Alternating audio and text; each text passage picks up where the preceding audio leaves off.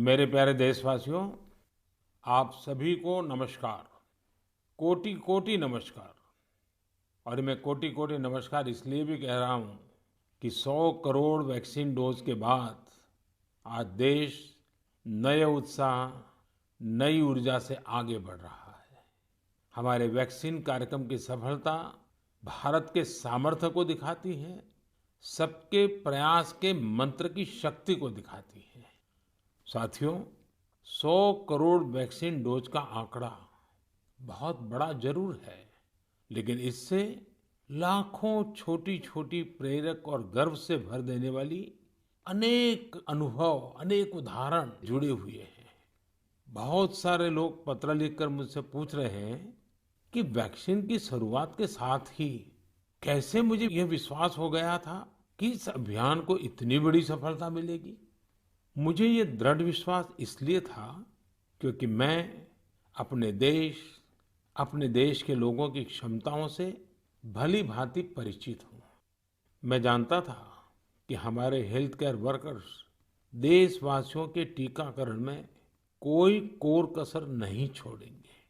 हमारे स्वास्थ्य कर्मियों ने अपने अथक परिश्रम और संकल्प से एक नई मिसाल पेश की। उन्होंने इनोवेशन के साथ अपने दृढ़ निश्चय से मानवता की सेवा का एक नया मानदंड स्थापित किया।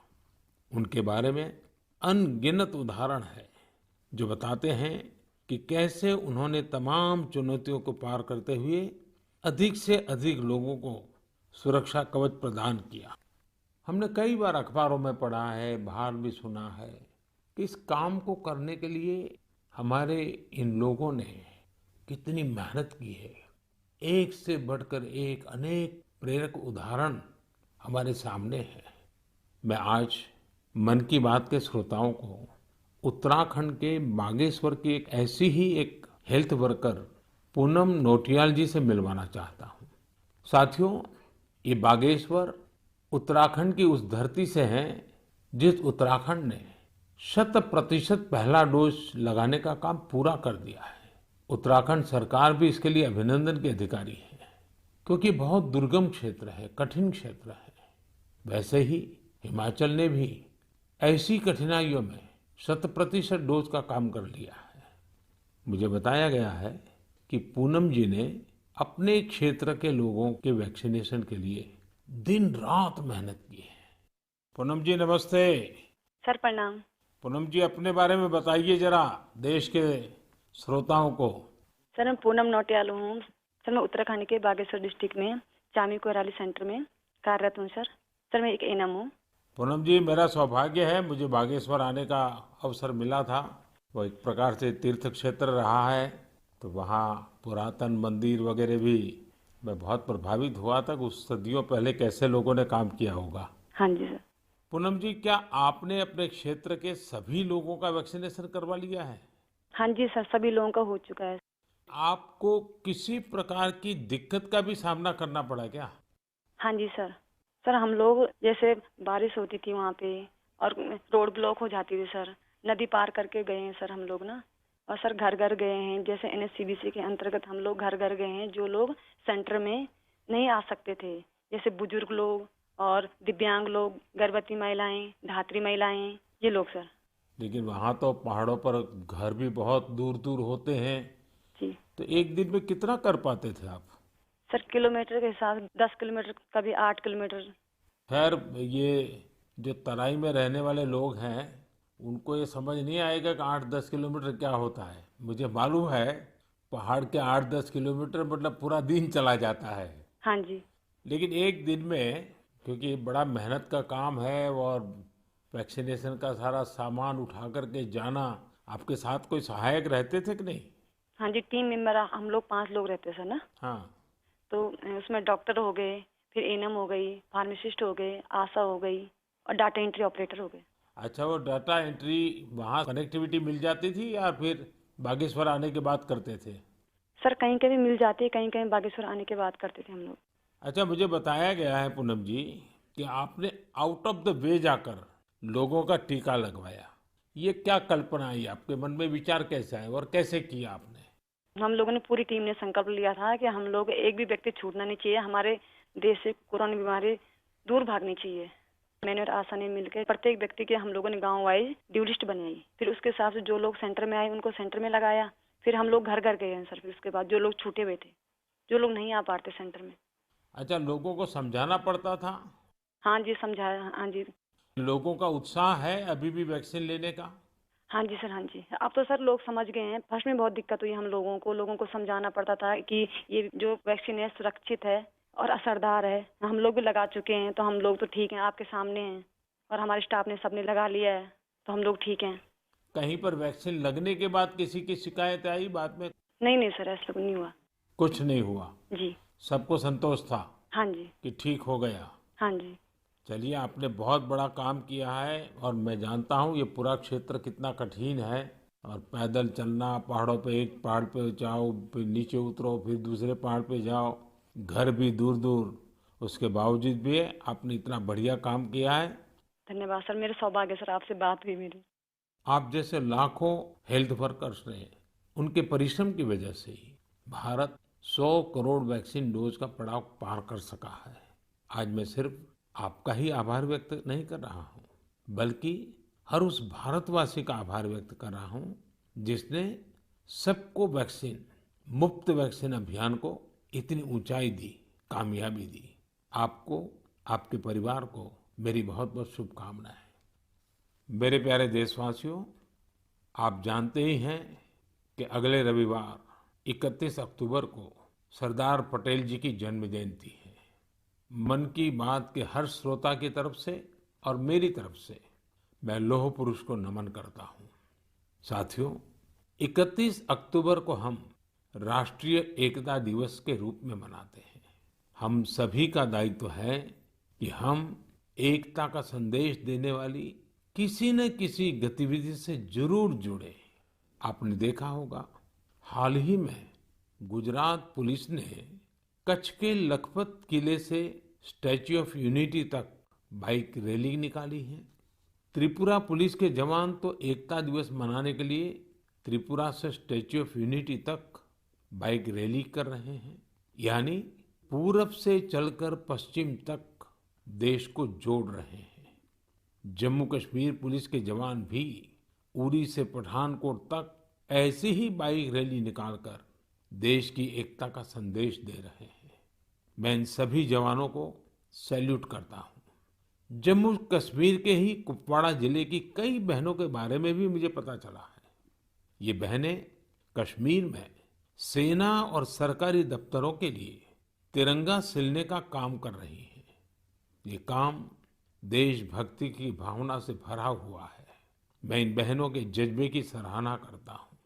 आपको भी भारत की एकता के लिए, भारत की श्रेष्ठता के लिए कुछ न कुछ जरूर करना चाहिए। देखिएगा, आपके मन को कितनी संतुष्टि मिलती है।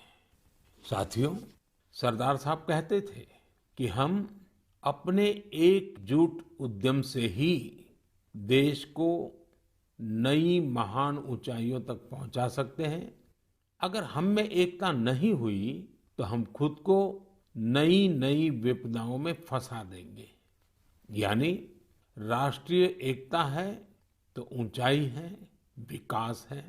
हम सरदार पटेल जी के जीवन से, उनके विचारों से बहुत कुछ सीख सकते हैं। देश के सूचना और प्रसारण मंत्रालय ने भी हाल ही में सरदार साहब पर एक पिक्टोरियल बायोग्राफी भी पब्लिश की है।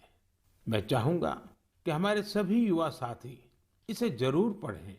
इससे आपको दिलचस्प अंदाज में सरदार साहब के बारे में जानने का अवसर मिलेगा। प्यारे देशवासियों, जीवन निरंतर प्रगति चाहता है, विकास चाहता है, ऊंचाइयों को पार करना चाहता है।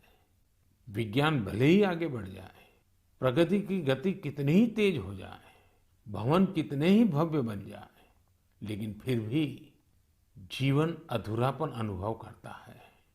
लेकिन जब इनमें गीत, संगीत, कला, नाट्य, नृत्य, साहित्य जुड़ जाता है तो इनकी आभा, इनकी जीवंतता अनेक गुना बढ़ जाती है। एक प्रकार से जीवन को सार्थक बनना है तो ये सब होना भी उतना ही जरूरी होता है। इसलिए ही कहा जाता है कि सभी विधाएं हमारे जीवन में एक कैटलिस्ट का काम करती हैं, हमारी ऊर्जा बढ़ाने का काम करती हैं। मानव मन के अंतर्मन को विकसित करने में, हमारे अंतर्मन की यात्रा का मार्ग बनाने में भी गीत, संगीत और विभिन्न कलाओं की बड़ी भूमिका होती है। और उनकी एक बड़ी ताकत ये होती है कि इन्हें न समय बांध सकता है, न सीमा बांध सकती है और न ही मत मतांतर बांध सकता है। अमृत महोत्सव में भी अपनी कला, संस्कृति, गीत, संगीत के रंग अवश्य भरने चाहिए।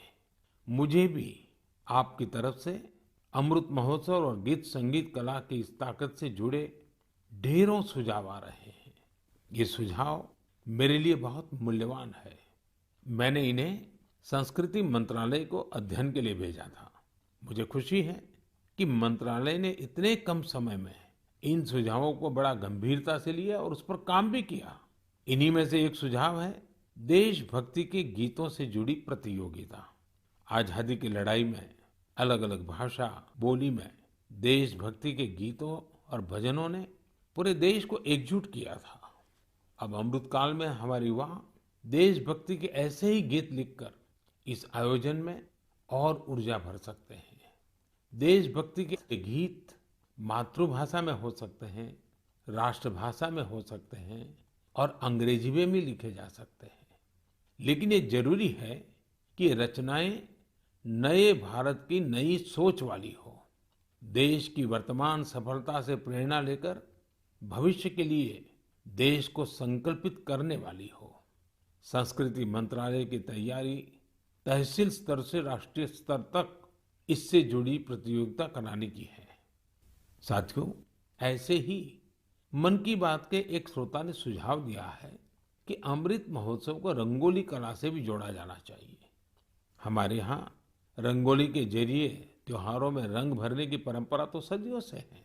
रंगोली में देश की विविधता के दर्शन होते हैं।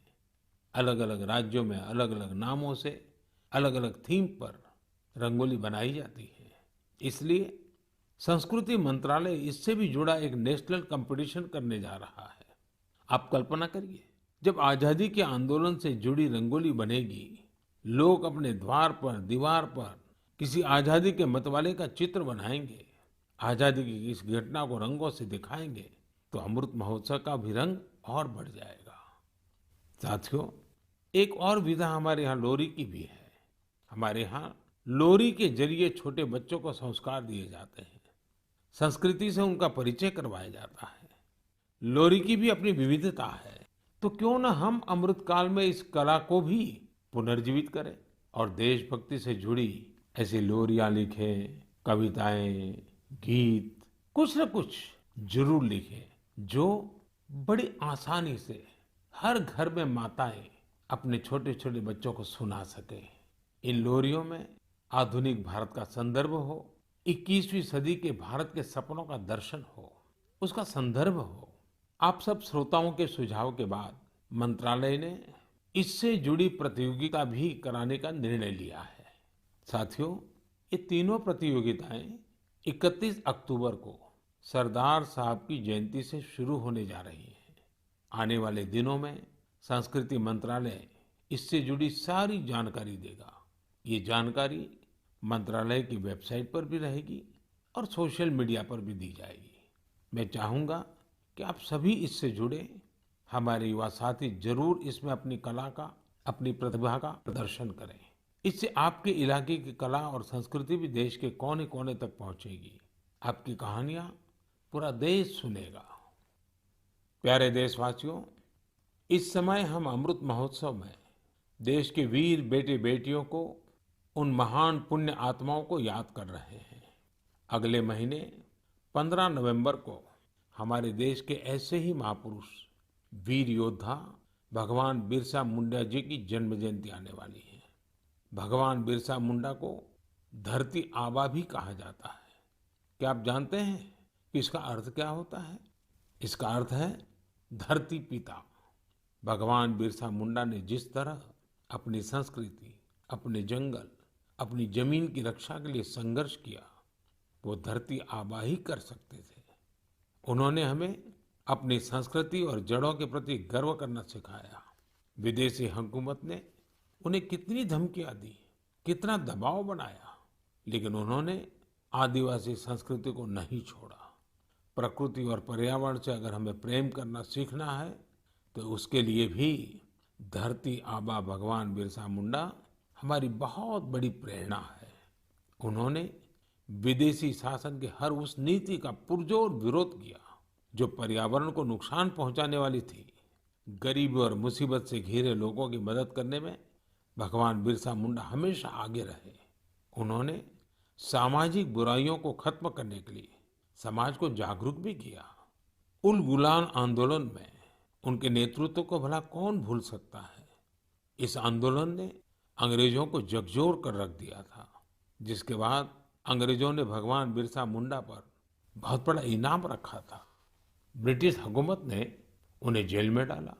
उन्हें इस कदर प्रताड़ित किया गया कि 25 साल से भी कम उम्र में वो हमें छोड़ गए। वो हमें छोड़कर गए, लेकिन केवल शरीर से।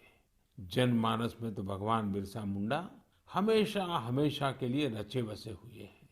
लोगों के लिए उनका जीवन एक प्रेरणा शक्ति बना हुआ है। आज भी उनके साहस और वीरता से भरे लोकगीत और कहानियां भारत के मध्य इलाके में बेहद लोकप्रिय हैं। मैं धरती आबा बिरसा मुंडा को नमन करता हूं और युवाओं से आग्रह करता हूं कि उनके बारे में और पढ़ें। भारत के स्वतंत्रता संग्राम में हमारे आदिवासी समूह के विशिष्ट योगदान के बारे में आप जितना जानेंगे उतनी ही गौरव की अनुभूति होगी। मेरे प्यारे देशवासियों, आज 24 अक्टूबर को यूएन डे यानी संयुक्त राष्ट्र दिवस मनाया जाता है। ये वो दिन है जब संयुक्त राष्ट्र का गठन हुआ था। संयुक्त राष्ट्र की स्थापना के समय से ही भारत इससे जुड़ा रहा है। क्या आप जानते हैं कि भारत ने आजादी से पहले 1945 में ही संयुक्त राष्ट्र के चार्टर पर हस्ताक्षर किए थे। संयुक्त राष्ट्र से जुड़ा एक अनोखा पहलू ये है कि संयुक्त राष्ट्र का प्रभाव और उसकी शक्ति बढ़ाने में भारत की नारी शक्ति ने बड़ी भूमिका निभाई है।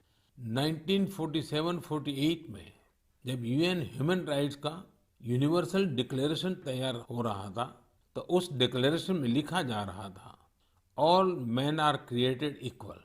लेकिन भारत के एक डेलीगेट ने इस पर आपत्ति जताई और फिर यूनिवर्सल डिक्लेरेशन में लिखा गया all human beings are created equal. ये बात जेंडर इक्वलिटी की भारत की सदियों पुरानी परंपरा के अनुरूप थी। क्या आप जानते हैं कि श्रीमती हंसा मेहता वो डेलीगेट थी जिनकी वजह से ये संभव हो पाया। उसी दौरान एक अन्य डेलीगेट श्रीमती लक्ष्मी मेनन ने जेंडर इक्वलिटी के मुद्दे पर जोरदार तरीके से अपनी बात रखी थी। यही नहीं, 1953 में श्रीमती विजया लक्ष्मी पंडित यूएन जनरल असेंबली की पहली महिला प्रेसिडेंट भी बनी थी। साथियों, हम उस भूमि के लोग हैं जो ये विश्वास करते हैं, जो ये प्रार्थना करते हैं, ओम द्यौः शांतिः, अंतरिक्षं शांतिः, पृथ्वी शांति, आपः शांति, औषधयः शांति, वनस्पतयः शांति, विश्वे देवा शांति, ब्रह्म शांति, सर्वम शांति, शांति एव शांति, सामा शांतिरेधि, ओम शांति शांति शांति। भारत ने सदैव विश्व शांति के लिए काम किया है। हमें इस बात का गर्व है कि भारत 1950 के दशक से लगातार संयुक्त राष्ट्र शांति मिशन का हिस्सा रहा है। गरीबी हटाने, क्लाइमेट चेंज और श्रमिकों से संबंधित मुद्दों के समाधान में भी भारत अग्रणी भूमिका निभा रहा है। इसके अलावा योग और आयुष को लोकप्रिय बनाने के लिए भारत WHO यानी वर्ल्ड हेल्थ ऑर्गेनाइजेशन के साथ मिलकर काम कर रहा है। मार्च 2021 में WHO ने घोषणा की थी कि भारत में पारंपरिक चिकित्सा के लिए एक ग्लोबल सेंटर स्थापित किया जाएगा। साथियों, संयुक्त राष्ट्र के बारे में बात करते हुए आज मुझे अटल जी के शब्द भी याद आ रहे हैं। 1977 में उन्होंने संयुक्त राष्ट्र को हिंदी में संबोधित कर इतिहास रच दिया था। आज मैं मन की बात के श्रोताओं को अटल जी के उस संबोधन का एक अंश सुनाना चाहता हूँ। सुनिए अटल जी की ओजस्वी आवाज। यहाँ मैं राष्ट्रों की सत्ता और महत्ता के बारे में नहीं सोच रहा हूं। आम आदमी की प्रतिष्ठा और प्रगति मेरे लिए कहीं अधिक महत्व रखती है।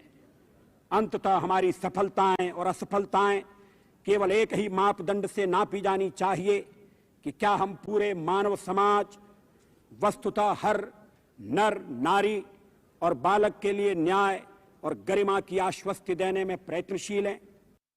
साथियों, अटल जी की ये बातें हमें आज भी दिशा दिखाती हैं। इस धरती को एक बेहतर और सुरक्षित प्लेनेट बनाने में भारत का योगदान विश्व भर के लिए बहुत बड़ी प्रेरणा है। मेरे प्यारे देशवासियों, अभी कुछ दिन पहले ही 21 अक्टूबर को हमने पुलिस स्मृति दिवस मनाया है। पुलिस के जिन साथियों ने देश सेवा में अपने प्राण न्यौछावर किए हैं, इस दिन हम उन्हें विशेष तौर पर याद करते हैं। मैं आज अपने इन पुलिसकर्मियों के साथ ही उनके परिवारों को भी याद करना चाहूंगा। परिवार के सहयोग और त्याग के बिना पुलिस जैसी कठिन सेवा बहुत मुश्किल है। पुलिस सेवा से जुड़ी एक और बात जो मैं मन की बात के श्रोताओं को बताना चाहता हूँ। पहले धारणा बन गई थी कि सेना और पुलिस जैसी सेवा केवल पुरुषों के लिए ही होती है, लेकिन आज ऐसा नहीं है। Bureau of police research and development के आंकड़े बताते हैं कि पिछले कुछ वर्षों में महिला पुलिसकर्मियों की संख्या डबल हो गई है, दोगुनी हो गई है। 2014 में जहां इनकी संख्या 1,05,000 के करीब थी, वहीं 2020 तक इसमें 2 गुने से भी ज्यादा की बढ़ोतरी हुई है और ये संख्या अब 2,15,000 तक पहुंच गई है। यहां तक कि सेंट्रल आर्म पुलिस फोर्सेस में भी पिछले 7 सालों में महिलाओं की संख्या लगभग दोगुनी हुई है। और मैं केवल संख्या की बात नहीं करता। आज देश की बेटियां कठिन से कठिन ड्यूटी भी पूरी ताकत और हौसले से कर रही हैं। उदाहरण के लिए कई बेटियां अभी सबसे कठिन मानी जाने वाली ट्रेनिंग में से एक स्पेशलाइज्ड जंगल वॉरफेयर कमांडोज की ट्रेनिंग ले रही हैं। ये हमारी कोबरा बटालियन का हिस्सा बनेगी। साथियों, आज हम एयरपोर्ट जाते हैं, मेट्रो स्टेशन जाते हैं या सरकारी दफ्तरों को देखते हैं। सीआईएसएफ की जांबाज महिलाएं हर संवेदनशील जगह की सुरक्षा करते दिखाई देती हैं। इसका सबसे सकारात्मक असर हमारे पुलिस बल के साथ साथ समाज के मनोबल पर भी पड़ रहा है। महिला सुरक्षा कर्मियों की मौजूदगी से लोगों में, विशेषकर महिलाओं में, सहज ही एक विश्वास पैदा होता है। वे उनसे स्वाभाविक रूप से खुद को जुड़ा महसूस करती हैं। महिलाओं की संवेदनशीलता की वजह से भी लोग उन पर ज्यादा भरोसा करते हैं। हमारी ये महिला पुलिसकर्मी देश की लाखों और बेटियों के लिए भी रोल मॉडल बन रही है। मैं महिला पुलिसकर्मियों से अनुरोध करना चाहूंगा कि वे स्कूलों के खुलने के बाद अपने क्षेत्रों के स्कूलों में विजिट करें, वहां बच्चियों से बात करें। मुझे विश्वास है कि इस बातचीत से हमारी नई पीढ़ी को एक नई दिशा मिलेगी। यही नहीं, इससे पुलिस पर जनता का विश्वास भी बढ़ेगा। मैं आशा करता हूं कि आगे और भी ज्यादा संख्या में महिलाएं पुलिस सेवा में शामिल होगी, हमारे देश की न्यू एज पुलिसिंग को लीड करेगी। मेरे प्यारे देशवासियों, बीते कुछ वर्षों में हमारे देश में आधुनिक टेक्नोलॉजी का इस्तेमाल जिस तेजी से बढ़ रहा है, उस पर अक्सर मुझे मन की बात के श्रोता अपनी बातें लिखते रहते हैं। आज मैं ऐसे ही एक विषय की चर्चा आपसे करना चाहता हूँ जो हमारे देश, विशेषकर हमारे युवाओं और छोटे छोटे बच्चों तक की कल्पनाओं में छाया हुआ है। ये विषय है ड्रोन का, ड्रोन टेक्नोलॉजी का। कुछ साल पहले तक जब कहीं ड्रोन का नाम आता था तो लोगों के मन में पहला भाव क्या आता था? सेना का, हथियारों का, युद्ध का। लेकिन आज हमारे यहाँ कोई शादी बारात या फंक्शन होता है तो हम ड्रोन से फोटो और वीडियो बनाते हुए देखते हैं। ड्रोन का दायरा, उसकी ताकत सिर्फ इतने ही नहीं है, भारत दुनिया के उन पहले देशों में से है जो ड्रोन की मदद से अपने गांव में जमीन के डिजिटल रिकॉर्ड तैयार कर रहा है। भारत ड्रोन का इस्तेमाल ट्रांसपोर्टेशन के लिए करने पर बहुत व्यापक तरीके से काम कर रहा है। चाहे गांव में खेतीबाड़ी हो या घर पर सामान की डिलीवरी हो, आपातकाल में मदद पहुंचानी हो या कानून व्यवस्था की निगरानी हो, बहुत समय नहीं है जब हम देखेंगे कि ड्रोन हमारी इन सब जरूरतों के लिए तैनात होंगे। इनमें से ज्यादातर की तो शुरुआत भी हो चुकी है। जैसे कुछ दिन पहले गुजरात के भावनगर में ड्रोन के जरिए खेतों में नैनो यूरिया का छिड़काव किया गया। कोविड वैक्सीन अभियान में भी ड्रोन्स अपनी भूमिका निभा रहे हैं। इसकी एक तस्वीर हमें मणिपुर में देखने को मिली थी, जहां एक द्वीप पर ड्रोन से वैक्सीन पहुंचाई गई। तेलंगाना भी ड्रोन से वैक्सीन डिलीवरी के लिए ट्रायल्स कर चुका है। यही नहीं, अब इंफ्रास्ट्रक्चर के कई बड़े प्रोजेक्ट्स की निगरानी के लिए भी ड्रोन का इस्तेमाल हो रहा है। मैंने एक ऐसे यंग स्टूडेंट के बारे में भी पढ़ा है जिसने अपने ड्रोन की मदद से मछुआरों का जीवन बचाने का काम किया। साथियों, पहले इस सेक्टर में इतने नियम, कानून और प्रतिबंध लगाकर रखे गए थे कि ड्रोन की असली क्षमता का इस्तेमाल भी संभव नहीं था। जिस टेक्नोलॉजी को अवसर के तौर पर देखा जाना चाहिए था, उसे संकट के तौर पर देखा गया। अगर आपको किसी भी काम के लिए ड्रोन उड़ाना है तो लाइसेंस और परमिशन का इतना झंझट होता था कि लोग ड्रोन के नाम से ही तौबा कर लेते थे। हमने तय किया कि इस माइंडसेट को बदला जाए और नए ट्रेंड्स को अपनाया जाए। इसलिए इस साल 25 अगस्त को देश एक नई ड्रोन नीति लेकर आया। ये नीति ड्रोन से जुड़े वर्तमान और भविष्य की संभावनाओं के हिसाब से बनाई गई है। इसमें अब न बहुत सारे फॉर्म्स के चक्कर में पड़ना होगा, न ही पहले जितनी फीस देनी पड़ेगी। मुझे आपको बताते हुए खुशी हो रही है कि नई ड्रोन पॉलिसी आने के बाद कई ड्रोन स्टार्टअप्स में विदेशी और देशी निवेशकों ने निवेश किया है। कई कंपनियां मैन्युफैक्चरिंग यूनिट्स भी लगा रही हैं। आर्मी, नेवी और एयरफोर्स ने भारतीय ड्रोन कंपनियों को 500 करोड़ रुपए से ज्यादा के ऑर्डर भी दिए हैं। और ये तो अभी शुरुआत है। हमें यही नहीं रुकना है। हमें ड्रोन टेक्नोलॉजी में अग्रणी देश बनना है। इसके लिए सरकार हर संभव कदम उठा रही है। मैं देश के युवाओं से भी कहूंगा कि आप ड्रोन पॉलिसी के बाद बने अवसरों का लाभ उठाने के बारे में जरूर सोचें, आगे आएं। मेरे प्यारे देशवासियों, यूपी के मेरठ से मन की बात के एक श्रोता श्रीमती प्रभा शुक्ला ने मुझे स्वच्छता से जुड़ा एक पत्र भेजा है। उन्होंने लिखा है कि भारत में त्योहारों पर हम सभी स्वच्छता को सेलिब्रेट करते हैं। वैसे ही अगर हम स्वच्छता को हर दिन की आदत बना लें तो पूरा देश स्वच्छ हो जाएगा। मुझे प्रभा जी की बात बहुत पसंद आई। वाकई जहाँ सफाई है वहाँ स्वास्थ्य है, जहाँ स्वास्थ्य है वहाँ सामर्थ्य है, और जहाँ सामर्थ्य है वहाँ समृद्धि है।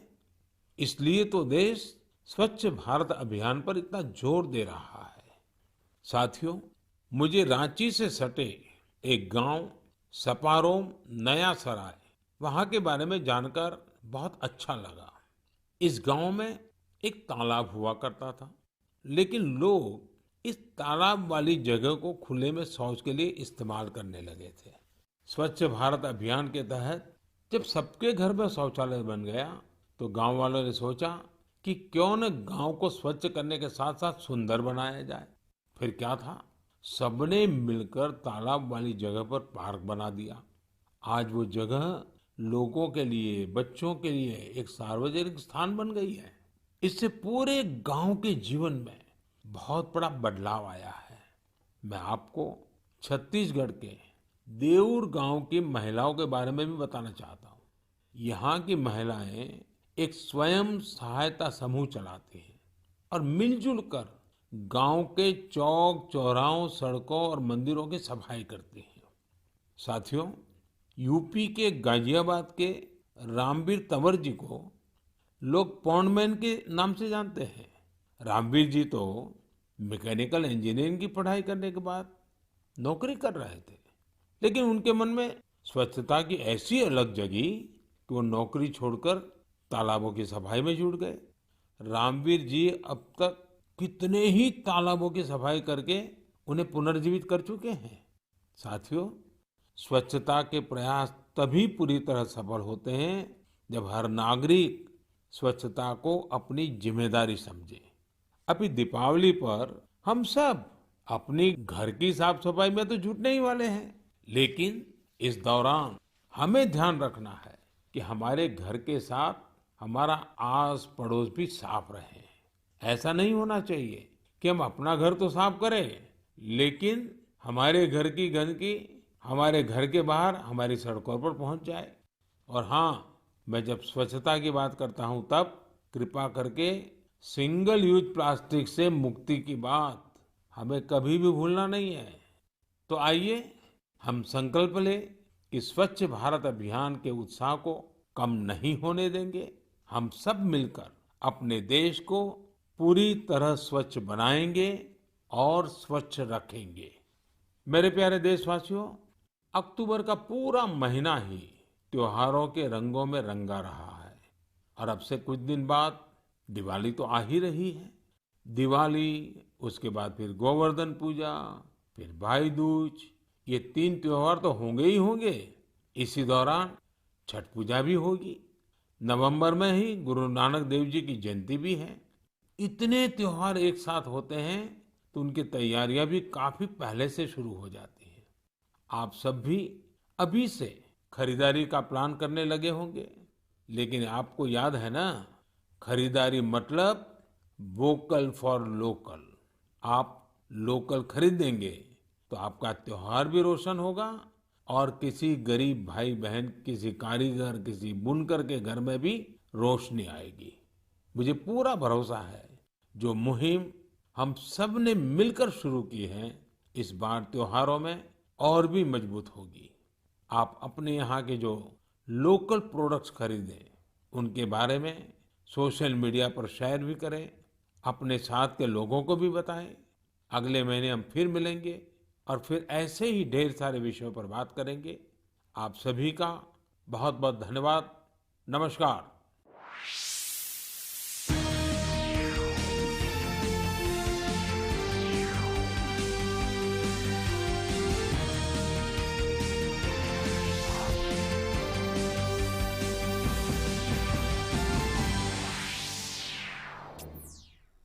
आप देख रहे थे विशेष प्रसारण मन की बात और 22वां संस्करण प्रधानमंत्री ने देश के साथ संवाद किया और जिन मुख्य मुद्दों को देश के सामने प्रधानमंत्री ने रखा उनको मैं समेटने की कोशिश करता हूं। सबसे पहले उन्होंने 100 करोड़ वैक्सीनेशन पर देश को बधाई दी और उन स्वास्थ्य कर्मियों का जिक्र किया जिन्होंने अपनी जान को हथेली में डाल करके इस पूरे मुहिम को एक नए मुकाम पर पहुंचाया है।